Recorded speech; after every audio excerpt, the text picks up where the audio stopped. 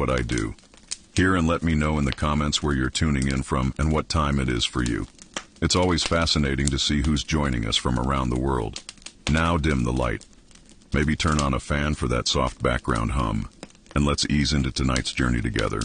Welcome to ancient Egypt, land of pyramids, gods, and relentless ultraviolet violence. Before you even open your eyes, the sun is already waiting. Not shining, but blazing, slicing through your reed hut like it's been given orders. There are no curtains, no blinds, not even a bit of cloth to soften the blow. Just pure, weaponized light from a sky that doesn't forgive and certainly doesn't negotiate. You don't wake up gently in this world. You're pulled into it, baked awake on a straw mat that scratches like an old grudge, half covered by a linen sheet that's more of a rumor than a blanket. There's no cool relief waiting outside. You step into morning, and it greets you with 90 degrees Fahrenheit. Before the day's even gathered momentum, the air is dry, the kind of dry that gets behind your eyes and in your mouth. Your tunic clings to you limp and useless, about as effective as wearing tissue paper in a kiln. And there's no aloe, no SPF, no ball cap with a logo from a beach somewhere. This is not a vacation. This is your life, if you're not wealthy or employed in a temple. And you're not. There's no luxurious oil to coat your skin. No scent of frankincense to cover the sour sweat of survival. You smear on mud, maybe, if there's any left near the canals. Some swear by crocodile dung. Whether it actually helps or not, well, that's a mystery nobody's quite brave enough to test too thoroughly. You do what you've seen done, and hope the sun forgets your name by midday. By the time you start walking, the stones under your feet are already warming still, ready to sear. Sand clings to your ankles like static. You squint into a sky with no clouds, no mercy, just that sun.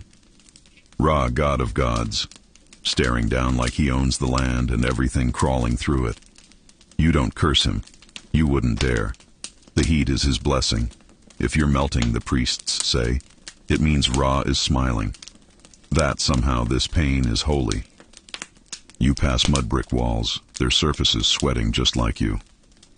Shade is a flicker, rare and fleeting. Maybe the corner of a granary, maybe behind a fig tree if you're lucky.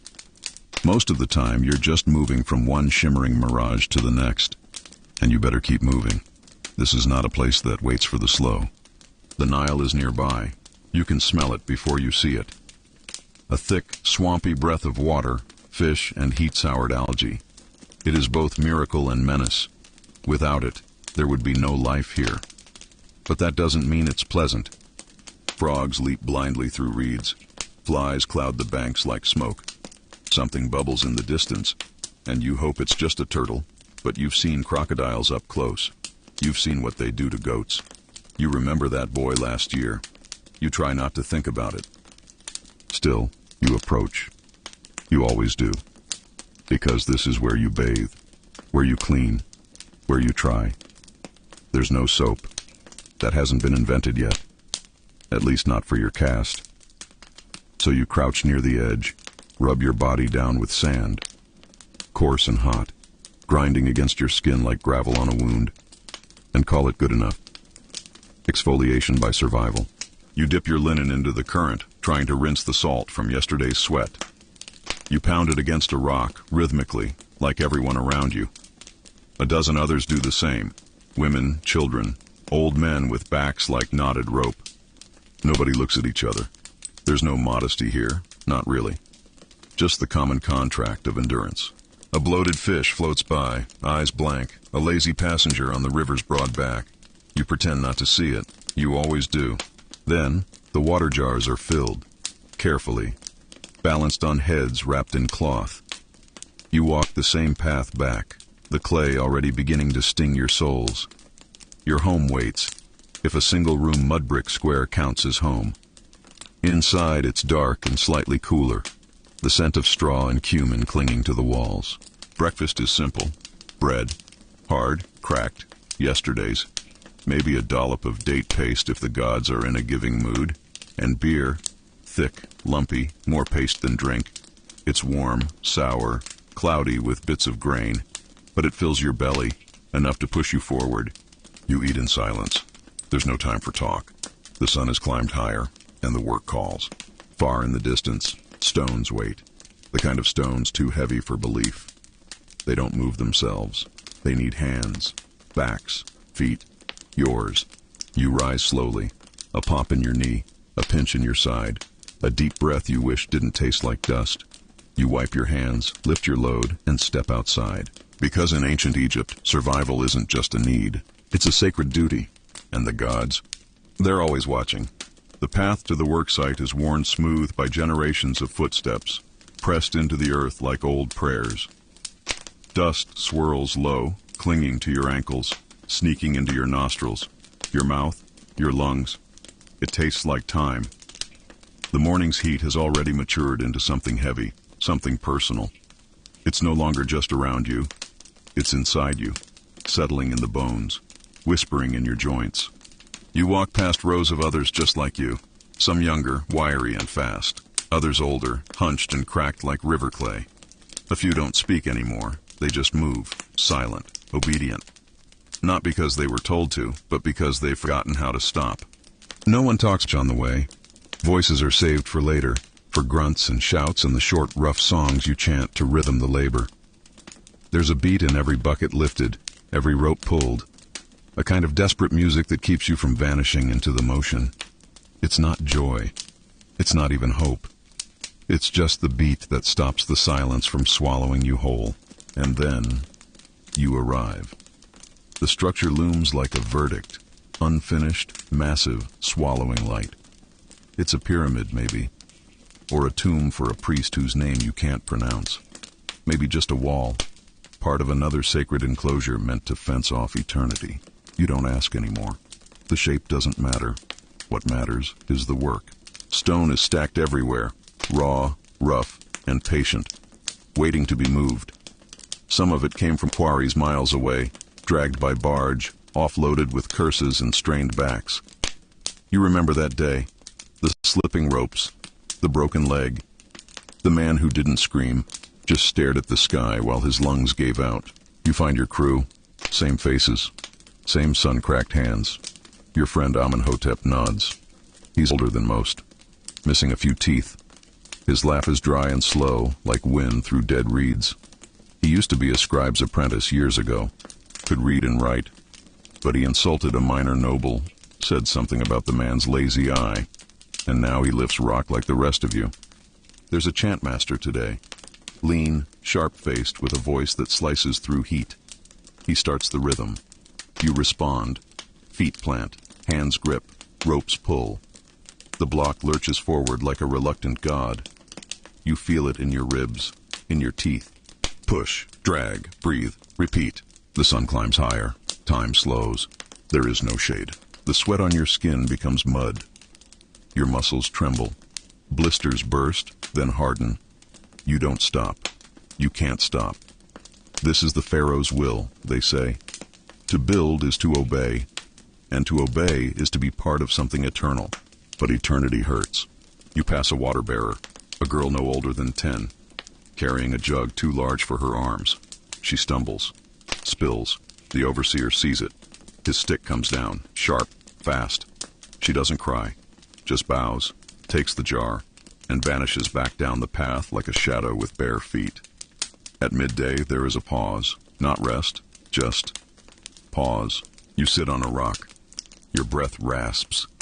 Someone shares a fig, soft, half-rotted, sweet in the way spoiled things can be. You eat it without thinking. The overseer walks past. He eyes you, says nothing. You watch him go. His sandals are leather, his robe clean. You wonder if he's ever lifted anything heavier than a scroll. But then again, his gaze is sharp and his whip sharper. He doesn't need to be strong. He only needs to be feared. Work resumes. The chant starts again. Slower now. Some men hum, others mumble. You grunt. One of the younger boys collapses. Heat stroke. His lips twitch, dry and cracked. Someone pours water over his head. He gasps. He'll live. Maybe. There's no ceremony, no drama. Just a space filled, then emptied. You keep working. By late afternoon, the light begins to shift. Not cooler, just sideways. Shadows stretch across stone like long fingers. The air thickens. The world smells like blood, sweat, and pulverized limestone. And then, the final pull. The block is raised into place. A roar erupts, not of triumph, but of release. Hands fall away. Ropes are coiled. You stagger back, blinking. It's done. For today. The overseer barks something about tomorrow. No one listens. Everyone is already turning away. You walk back slower than you came. The Nile is gold now, its surface dancing in the light of a falling sun. Dragonflies hover. A heron wades in the shallows, calm and immortal. You envy it. At home, your son waits by the doorway. He runs to you, barefoot, eyes wide. He doesn't ask what you did today. He knows. You lift him. He laughs. Your arms ache, but you smile anyway. Because this is why. Inside, your wife kneads dough. Her face is lined, her hands strong. She doesn't speak, just offers you a glance that holds every word you need. You eat again. Lentils, onion, a scrap of salted fish. The beer is thinner tonight. Maybe the barley stores are low. No one complains. After the meal, your wife lights a single oil lamp. The flame flickers gently, dancing on mud brick walls. You sit beside it, watching the shadows move. Somewhere nearby, a neighbor plays a flute, soft, mournful. You close your eyes. Let the sound wash over you. And for a moment, you forget the weight of the stone. You forget the heat, the hunger, the gods. You are just a man, in a house, with a family, and that is everything. The night in ancient Egypt is not truly dark. It hums, with heat still rising from stone, with the far-off cries of animals that hunt when the sun sleeps, and with the restless breath of the gods, who never do. You lie on your mat again, barely more than woven straw, staring at the ceiling, or where the ceiling should be. Moonlight spills in through the reeds, silvering the air. You think about the day, about the ache in your shoulders, about the block that wouldn't move, about your son's laughter, about the way your wife didn't speak when you came home, just looked at you like she already knew the story of your pain. And then, you close your eyes. Sleep in this world is not a quiet thing. It's a place of messages, a crossing, a corridor. Dreams are not just dreams. They are signs, warnings, sometimes doors. Tonight, you dream of sand that flows upward, of jackals standing upright, of a river running backward, black as obsidian. You hear chanting, low and endless, and you see a face with no eyes, only the burning disk of Ra pressed into its skull. You wake, heart pounding, breath sharp. It's still night, but barely. A rooster crows. Somewhere, a dog barks into the silence. You rise, splash water on your face. The dream clings. You don't speak it aloud. That would give it weight. Best to let it fade like mist. By dawn, the village begins to stir. Smoke curls from cook fires. Feet shuffle over packed earth. A neighbor calls for his goat. Children chase each other through narrow alleys, kicking up clouds of sand. But this morning, you don't walk to the quarry. You've been chosen, not honored, just chosen, to assist in a different kind of labor, the temple. It stands on raised ground, its walls blinding white with limestone, its columns rising like frozen smoke into the sky. It smells different here, of incense, of old stone and still air. A coolness clings to the thresholds, not from breeze, but from silence. A priest meets you. His head is shaved, his eyes lined with kohl. He speaks little, only gestures. You follow. Inside, the world changes. Light is filtered through narrow slits in the walls, casting beams so sharp they look solid. You walk beneath hieroglyphs that seem to move when you aren't looking. Birds in flight, ankhs with open eyes, crocodiles curled like questions. You are led to a chamber. There, you help carry the body. A boy not much older than your son, wrapped in linen, still, small. He was the son of a merchant, you're told. Struck by fever. The gods took him quickly. And now he must be prepared, offered, preserved. You've never been this close to death before. Not like this. You've seen bodies pulled from the Nile, seen crushed men beneath stone. But this This is sacred. The embalmer is calm. His hands move with practiced grace. Organs are removed, placed in jars, each marked with a god's head. The heart is weighed, not here, but in ceremony, later, against the feather of Ma'at. If it is heavier, the soul is devoured. If lighter, it lives forever. You don't know what you believe. You've seen too much hunger, too much cruelty, but you want it to be true, that this boy's spirit is somewhere, safe, that he's not just gone. The scent of natron burns your nostrils, salt and ash and time itself. You help wash the linen, cleanse the tools. You watch as amulets are placed between the layers. Scarabs, tiny gold symbols, words you cannot read but hope hold power. By midday you are dismissed. You step back into the sun, blinking. The heat feels crueler now, less divine, more like punishment. You walk home slowly. On the way you pass the marketplace, a noisy, crowded artery of the city. Women shout prices. Boys weave between carts. Merchants fan flies from fish that are already dying again in the heat. You stop to buy figs, not because you need them, just to do something normal, something living. The sun rises differently over the palace. It doesn't scream like it does over the villages or the fields. It arrives with softness, golden, silent, respectful, as if even the sky itself knows who sleeps behind these walls. The pharaoh, not just a king, not just a man, a living god. That's what they say, that his blood carries divinity, that the breath in his lungs is borrowed from the stars, that his word shapes the flood, the harvest, the fate of every soul who walks beneath the sun. But when you stand at the edge of his world, just far enough to watch, never close enough to question, you begin to see the cracks in the marble. Palace courtyards bustle before the light has settled. Servants sweep dust from stone that will be dusty again in moments. Guards sharpen spears that will never pierce anything but fear. The queen's attendants gather oils and perfumes, careful not to speak her name unless it's a whisper. The pharaoh does not walk in the open yet. He is being dressed. Robes stitched with thread soaked in saffron. Necklaces hung with lapis, carnelian, gold. Paint brushed beneath his eyes, not just for beauty, but for magic. Protection from evil, from envy, from truth. Because truth is dangerous, especially for a man who must be seen as a god. You are not in the palace. You are just close enough to glimpse it. Called today to carry offerings from the temple. Baskets of bread, fish wrapped in fig leaves, incense bundled in papyrus. The guards don't look at you, your background, a shadow. They check the baskets, then wave you through, eyes already shifting to the next task. Inside, the walls are carved with stories, victories, coronations, divine birth. You walk past scenes where the pharaoh smites enemies with one hand while the gods bless him with the other. The real battles were messier, costlier.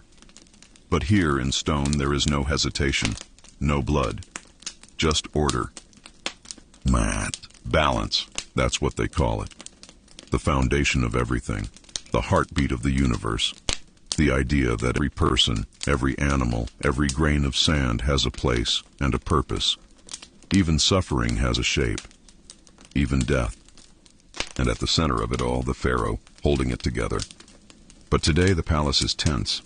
You feel it in the silence between footsteps, in the way servants move, quick, cautious, eyes down.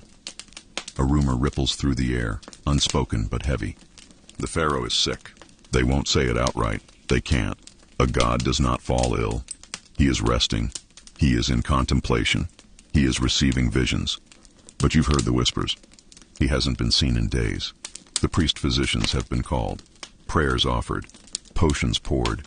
His youngest son has not left the temple since last night. And in Egypt, when a god grows weak, the earth listens. The river pulls back. The people grow quiet. A high official passes you in the hall. His robe is pressed, his beard perfect, but his eyes betray the truth. Fear, not fear of death, fear of change. Because when a pharaoh dies, the country must hold its breath. A tomb must be prepared, not a grave, a palace underground, a fortress of the afterlife, carved into the bones of the earth, painted with stars, stocked with riches, sealed with spells. No one builds a tomb in a day. They've been building this one for years, just in case. The royal architects knew the signs. They know time isn't generous, that death can come with a fever, a fall, a whisper in the night. And when it does, the body must be purified, the name preserved, the heart judged. Because if the name is forgotten, the soul dies forever. You deliver your baskets in silence. You do not speak of what you've heard. That's not your place. Words are power here, and you do not own any. You leave the palace slower than you entered. Outside, the sun is brighter. It burns the stone. Children play near the gates, chasing a hoop made from bundled reeds. They don't know, or maybe they do, and just refuse to stop living. You walk past the market again. The same old man offers figs. He doesn't speak today, just watches the horizon, like something is coming. Back home, your wife greets you with a frown. She senses it too, the change in the air. The animals are restless. The bread didn't rise this morning. The sky feels wrong. Your son asks, "Will the pharaoh live forever?" You want to say yes. You almost do. But instead you say, "No one lives forever, but some names do." He nods like he understands. Maybe he does. Children are closer to the unseen. That night, the temple fires burn higher than usual. The priests sing longer. The stars blink slower. And somewhere behind golden doors sealed to the world, a man who was once a boy, once a son, once a prince, now lies in silence. Maybe he dreams. Maybe he fights. Maybe he waits. Because when a god dies, Egypt does not weep. Egypt holds its breath, sharpens its tools, and prepares to remember. There is no rush in death, only precision. By the time the palace confirms it, the pharaoh has crossed into the next world. The city is already preparing. The priests knew before anyone said the words. The birds stopped singing that morning. The sky turned the color of old copper. The Nile slowed just a little, enough for those who watch such things to notice. Death in Egypt does not arrive like a thief. It moves like a god, with ceremony, with reason, with weight. You are not important enough to be part of the inner circle. But today you are called. A laborer, yes, but trusted. You will help carve the tomb. It's already half built, a deep shaft beneath the limestone cliffs, hidden from the sun, meant to be invisible to thieves, to time, even to memory. The architects have worked on it for years, knowing this day would come. But now it must become sacred. The priests chant above ground. You descend. The tomb's entrance is narrow, but the passage widens as you move deeper. Oil lamps flicker against the walls, throwing light over scenes both strange and familiar. The Book of the Dead, painted in ochre and blue, tells of the soul's journey, past gates guarded by serpents, through trials of fire and judgment, across lakes of knives and rivers of memory. The pharaoh will not be buried, he will be transformed. You are handed a chisel, not by a master mason but by a priest. This stone must last longer than the sky, he says. His voice is low, almost afraid. You begin. Each hammer strike echoes through the shaft like thunder underwater. The walls seem to breathe with dust. The air is dry, ancient even as it fills your lungs. Around you, others paint, carve, inlay. Each movement is a prayer, not spoken, but made permanent in stone. They do not decorate this tomb for the living. They decorate it for what comes next. Above ground, the pharaoh's body undergoes a different kind of preparation. You are not allowed in the embalming chamber, but you hear the stories. The body is washed with sacred water and palm wine. The brain is drawn out through the nose, discarded, unnecessary for eternity. The lungs, liver, stomach, and intestines are carefully removed, placed in canopic jars, guarded by the sons of Horus. The heart, sometimes kept, sometimes not. It depends on the priest, on the reading of omens, on the weight of the soul. For 70 days, the body dries in natron, salt that cracks skin like parchment, pulling time from every pore. The flesh becomes leather, hollowed and hushed. Then the wrapping begins. Linen, soft and endless, layer upon layer. Between each layer, charms, symbols, gold, protection. The mask is placed last, beaten gold in the likeness of the pharaoh at his strongest. Eyes of obsidian, brows of lapis, lips still, perfect, unbreathing. He no longer looks like a man. He looks like a story. The procession begins before dawn. You are there, at the edge of the crowd. All of Thebes stands still as the priests walk barefoot through the sand. The sarcophagus moves on a bark, carved and gilded, pulled by oxen draped in crimson. Women wail. Men sing. Children hold lotus petals, dropping them as the cart rolls past. This is not grief, not exactly. It is awe. The pharaoh is not dead, they say. He is crossing. At the tomb's mouth, the high priest raises a blade of black flint. He touches the lips of the mask, the opening of the mouth ritual, to let the soul speak, to let it breathe again, to be heard by the gods. You feel it, a shift in the air, a silence that settles not like absence, but like presence. Then the body is lowered, and the tomb is sealed, not gently, not with ceremony. It is slammed shut, stone upon stone, dust in the air, a sound like thunder wrapped in finality. You do not speak on the way home. Your feet drag in the sand. The heat feels wrong again, too much, too fast. You think of the face behind the mask. The heartbeat now stopped. The man who ruled your world with a glance, now wrapped, hidden, fed to eternity. That night the stars return, brighter, hung lower in the sky. Your son asks, "Where is the pharaoh now?" And you say, "He is walking through the dark, toward the hall of truth." "Is he afraid?" the boy asks. You don't answer. You only look up, because in your mind's eye you see it, the final judgment, the pharaoh standing before Osiris, the scales, the feather, the heart, and the whole world holding its breath. Because even gods must be weighed. They say the night after burial is when the soul begins to move, not in the way you walk across a room or drift in a dream. This is different. The body lies still, swaddled in linen, trapped in a box beneath tons of stone. But the soul uncoils.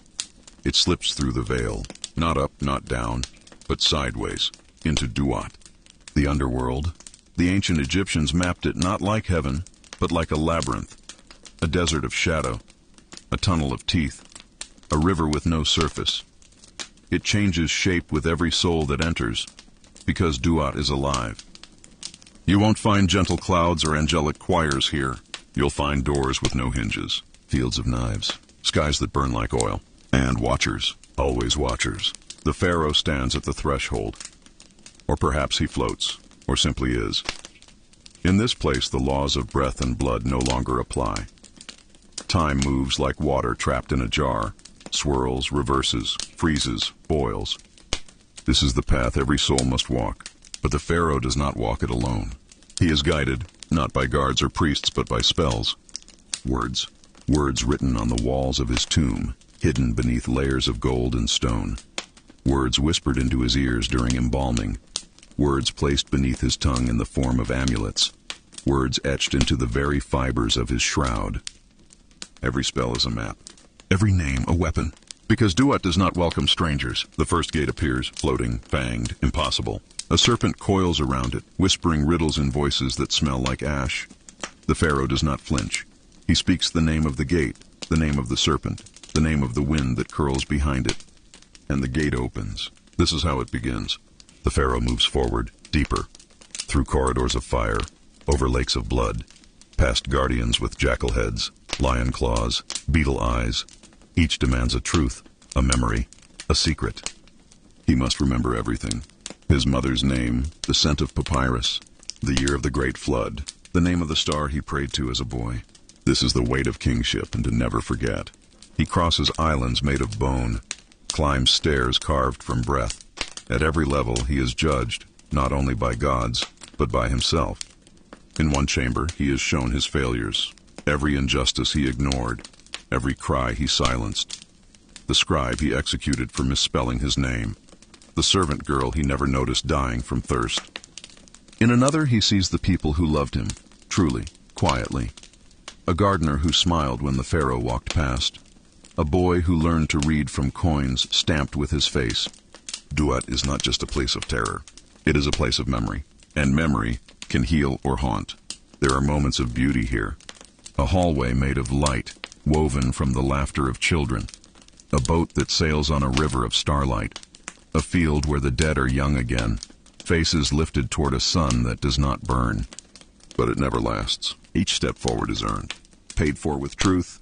You, still alive above ground, cannot see this journey, but you feel it. The nights grow quieter. Your dreams stretch longer, stranger. You wake with the name of a god on your lips and forget it before your feet touch the floor. At the temple, the priests leave bowls of honey and milk outside the sanctuary, not for animals, but for spirits passing through. Just in case the pharaoh still hungers. Just in case the soul forgets it's dead. On the seventh night, a shadow passes over the moon. Birds vanish. The cats hiss at corners where nothing moves. The elders say he has reached the final hall, the Hall of Two Truths, where Ma'at, the goddess of balance, of cosmic order, weighs the soul against a feather. Not a feather of just any bird, her feather. The feather of truth. If the soul is heavier, burdened with lies, cruelty, cowardice, it is fed to Ammit, the devourer, half crocodile, half lion, half hippo, all teeth, no mercy. The soul is eaten, not punished, not exiled, erased. But if the scales balance, the soul passes, not into paradise, but into continuance, a second life, an eternal one, in the fields of reeds, a mirror of Egypt, only untouched by death. There, the pharaoh may farm, sail, sing, hunt, be forever, if he is found worthy. And on that night, you wake just before dawn, no dreams, no sound, only stillness, and somehow you know, he passed. You light a single oil lamp, the flame dances differently. Outside, the Nile gleams, not like water, like memory. You tell your son, the pharaoh has become eternal, and he nods, wide-eyed but unafraid. Because in Egypt death was not an end, it was a door. And some men walk through it wearing gold, wrapped in names, carried on the wings of gods, and never look back. The tomb is sealed, the priests have withdrawn, the chants have faded, the oil lamps burned down to nothing. But the world above doesn't stop. It waits, for a day, for a week, for just long enough for grief to be mistaken for respect. Then it begins. The fight, because a pharaoh may be divine, but his throne is not. It is wood and gold and blood and myth, and someone has to sit on it. The viziers whisper first, then the generals, then the family. And just like that, the silence of the tomb is drowned out by the noise of ambition. Inside the palace, the atmosphere shifts. Walls that once echoed with reverence now buzz with careful steps and sideways glances. Servants keep their eyes down, their mouths shut. Not out of fear, but out of instinct. They know what comes next. Everyone does. A royal death is never clean. There is the question of the heir, and it is never simple. Perhaps the pharaoh left a son, but is he of age, of sound mind, of pure blood? Perhaps there is a queen, powerful, intelligent, worshipped even. But Egypt has never looked kindly on women who sit too close to the throne. Or perhaps the pharaoh left no one, and that is the most dangerous silence of all. Behind the temple walls, the high priests meet in secret. The gods must be consulted, signs read, stars watched, names debated. Because to them the throne belongs not to a man, but to Ma'at, to divine order. And divine order must never look uncertain. Meanwhile, the generals gather their own support, not in temples, but in barracks, in shadows, in code. Because soldiers do not care for omens, they care for loyalty, strategy, and the man who feeds their families. Whispers turn to letters, letters to bribes, bribes to promises, and promises in Egypt are carved in stone or blood. Outside the palace, life continues, or pretends to. The markets open each morning, the bread still bakes, the river still rises, but everyone feels it. A tension, thick and invisible, like the air before a sandstorm. You can't see it, but it stings your eyes. It fills your lungs with grit. It reminds you that nothing is ever as solid as stone pretends to be. One morning, rumors spread like fire across the city. A coronation is coming. But whose? Some say a child king, barely old enough to speak, will take the double crown with his mother as regent.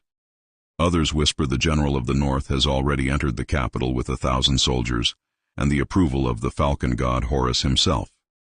The temple drums beat low that evening, not a celebration, a warning.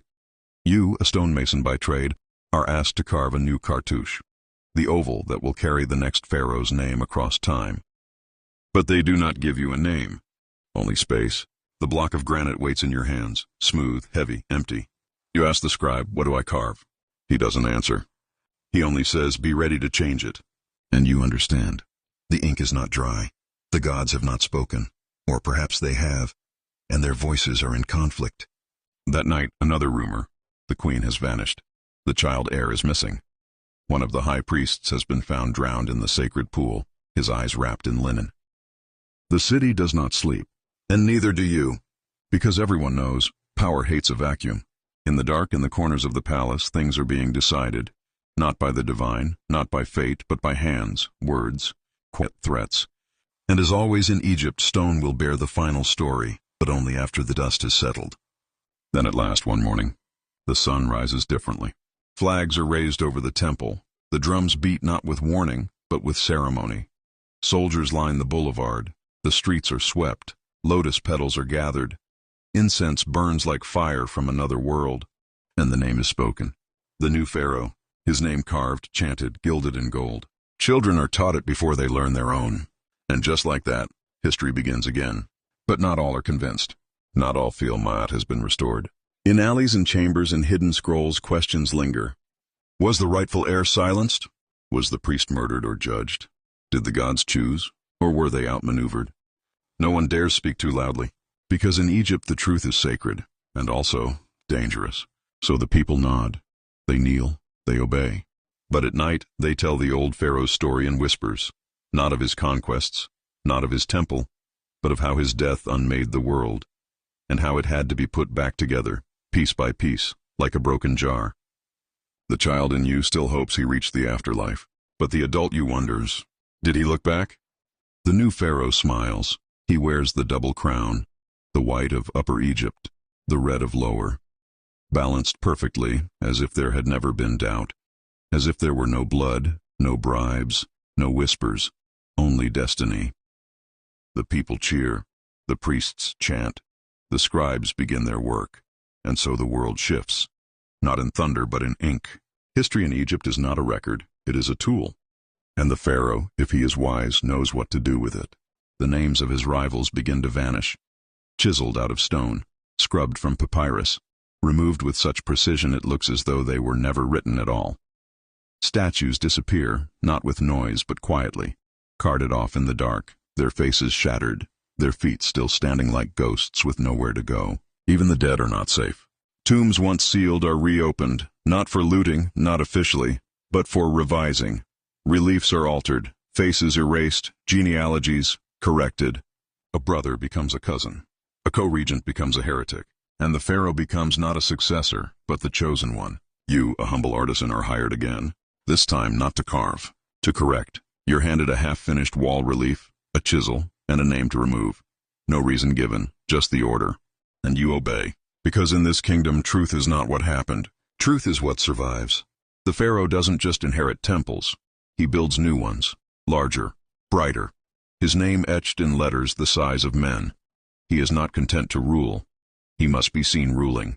In every village, every market, every dream. Statues rise faster than granaries. Painted eyes that never blink. Bronze arms lifted toward heaven. And yet, the people remember. Not all, not openly, but in private. Old women whisper stories to their grandchildren of the pharaoh before. The one whose name is no longer spoken. The one whose tomb is now guarded more fiercely than ever. Not to protect it from thieves, but from truth. Because there is a fear, a secret one, that if his name is ever spoken aloud again, he might rise. Not from death, from erasure.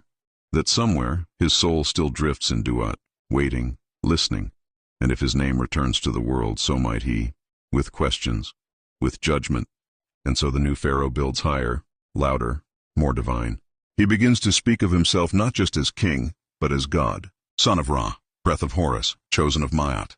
He claims visions. He dreams publicly, dreams in which he speaks to the sun, and the sun replies. One night, a new decree. All temples must now include his image, not beside the gods. Among them, a mural is painted in Thebes, the pharaoh standing eye to eye with Osiris, hand to hand with Isis. The message is clear.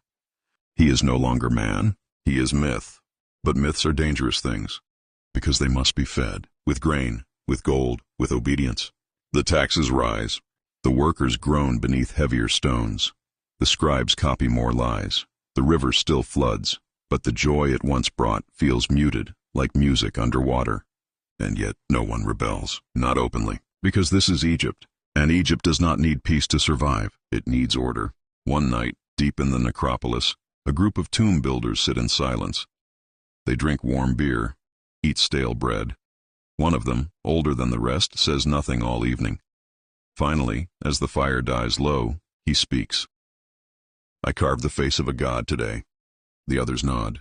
They've done the same. He looks at his hands. They bled. Another silence. Then a younger worker asks, "Do you believe he is a god?" The old man doesn't answer. He just presses his bloody thumb into the sand, leaving a mark, then wipes it away, like a name on a wall. The years pass, not in fanfare, not in thunder, in silence. The kind of silence that settles in the joints of statues, in the cracks behind temple doors, in the tiny spaces between chisel strikes. And slowly, imperceptibly, the gold begins to dull. The paint fades, the prayers grow tired, because even gods, especially man-made ones, are subject to time. The pharaoh ages. His voice deepens, then thins. His hair grays, then disappears beneath ever heavier crowns. His spine bends under the weight of titles stacked too high. But no one says a word, not to his face, not where the walls can hear. Instead they build, endlessly. Pyramids, pylons, obelisks like spears thrown into heaven, each taller than the last, each carved with stories of battles never fought, victories never earned. You watch them rise like stone lies, because what else can be done? To stop building would be to admit what everyone feels, but no one speaks. The gods grow quiet. The Nile, once predictable, now floods too high, or not at all. Plagues of locusts darken the fields. The priests insist these are tests, trials sent to prove the pharaoh's divinity. But the farmers don't believe it, not anymore. They whisper that the gods are angry. That too much has been taken in their names. Too many tombs built from stolen grain. Too many children worked to bone beneath Ra's cruel stare. In distant villages, offerings to the old gods begin again. Lesser gods, forgotten ones. Not sanctioned by temples, but remembered by grandmothers who speak in the rhythms of older languages. You hear them at night, songs not sung in generations, songs not meant to be heard by kings. And still the pharaoh demands more. More statues, more praise, more offerings. Even his image, once youthful and triumphant, is now carved only as eternal, ageless, still. A face frozen in perfect symmetry, while the real man inside withers. One evening, a scribe is found dead in his quarters, his scrolls half burned. Whispers say he'd written a chronicle, not the official story, but the true one. A history of contradiction, of famine and revolt, of a man, not a god. The scrolls are gone by morning, but the memory remains. You wonder, why is truth so dangerous in Egypt? And the answer, unspoken but everywhere, is simple. Because truth doesn't age, but lies do. And they decay from the inside out. Cracks begin to show. In the stone. In the order. In the myth. A wall relief collapses during a ceremony. A priest chokes mid-prayer and dies. A royal heir falls from a chariot under strange circumstances. The people nod solemnly, but their eyes say what their mouths do not. The gods are watching, and they're not impressed. Then one night, without warning, the pharaoh disappears from public view. No announcement, no mourning, just absence. The court says he's meditating, consulting with Ra, preparing a divine vision. But the streets whisper a different truth. He is dying, or already dead, and no one dares to say it aloud. Because if a god dies, what happens to the world? So they pretend. Parades march with empty thrones. Edicts are issued in his name. Priests perform rituals to statues now hollow of meaning. And in a room deep within the palace, the body of a man once worshipped lies still, surrounded not by chanting, but by silence. You, now older, are called once more, to carve the tomb, to write the final chapter. But this time, you hesitate, because you've seen too much. You've carved too many names that were later erased, built too many temples that became rubble, watched too many gods rise on rumor and fall in shadow, and now you wonder. If we must erase the truth to build a god, was he ever real? You ask the priest beside you what name to carve. He says, the same as always, eternal ruler, son of Ra, beloved of Ma'at. You ask, and what name? Will they remember? The priest doesn't answer. He just places a gold coin in your hand and walks away. You look down at it. It bears the pharaoh's face, young, strong, divine. But you know that face, and you know it never looked like that. You close your fingers around the coin and step into the tomb. The stone waits. The chisel is heavy. And for the first time in your life, you wonder whether to lift it or let the wall remain blank. The pharaoh is gone, not with thunder, not with fire, but like the last echo in a canyon, drawn out, then gone. His tomb is sealed, the rituals performed. 1,000 jars, trinkets, amulets tucked beside him like prayers folded in haste. Perfumed linens wrap his body, now dry, dark, and stiff beneath the weight of belief. Above him, stone. Behind him, silence. The walls are carved with stories of conquests, offerings, divine births. He sails across painted heavens with Ra, flanked by jackals and ibis-headed guides. But no one is there to watch. Only you. Your chisel rests on the floor, your hand too tired to shake. You've carved the name of a god, knowing he was a man. Outside, the desert waits. It always does. And over time, the wind begins its quiet work. It doesn't rage. It brushes, gently, like a mother wiping a child's face. And the edges of his name begin to soften. The paint begins to flake. The jackals fade first, then the eyes of Ra, then the perfect face etched above the door, the one meant to endure for eternity. The people change too. New priests rise. New names are sung, and slowly, deliberately, the old pharaoh is forgotten. Not erased, not cursed, just bypassed, like a road that no longer leads anywhere. Generations pass. The temples once kept pristine begin to crumble. Floods shift the Nile's course. Trade routes move. Cities fall into dust. What was once a divine epic becomes a pile of stone, misaligned, misremembered, half swallowed by sand. And one day, a shepherd boy walking near a cliff edge stumbles across something strange. A piece of carved limestone, broken and half buried. He brushes it clean and sees the face of a king. Elegant, worn, unfamiliar. He doesn't know the name. No one does. But it's beautiful.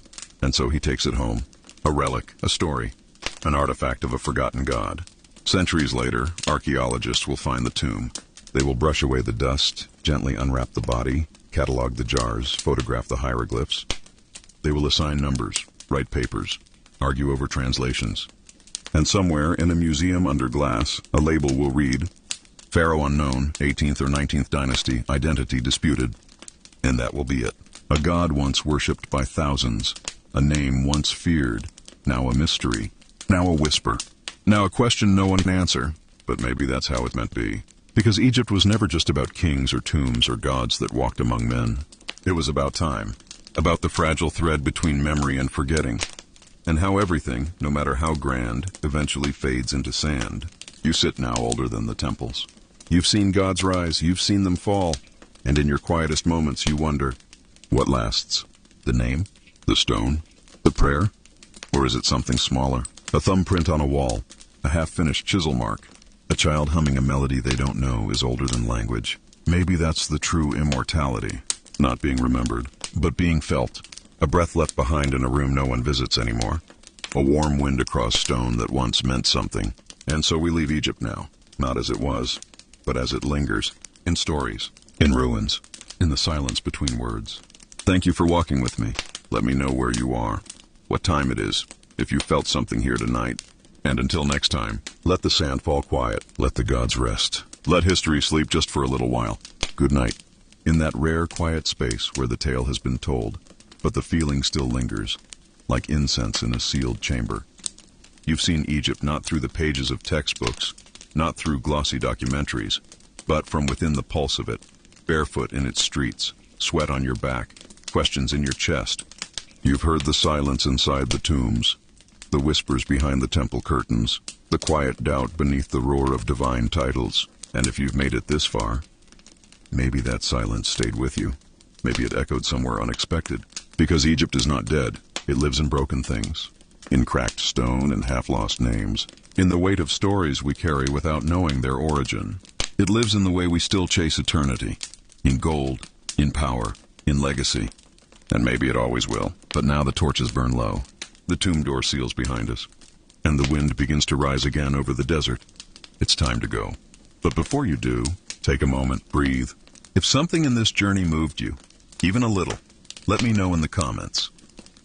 Let me know where you listened from, what time it was, what the world looked like outside your window as we wandered through the past together. I read every word, every time. And if you haven't already, dim the lights one more time. Sit in the quiet. Feel the weight of time. Maybe replay the first few minutes.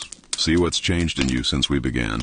And if you'd like more stories like this, ancient, personal, unvarnished, you know what to do. Like the video if it felt like something real. Subscribe if you want to step back into history with me again. And share this with someone who needs a slow moment in a fast world. Until next time, rest well, drink water, and remember, the past isn't behind us. It's beneath us, still breathing, still waiting to be heard. Good night.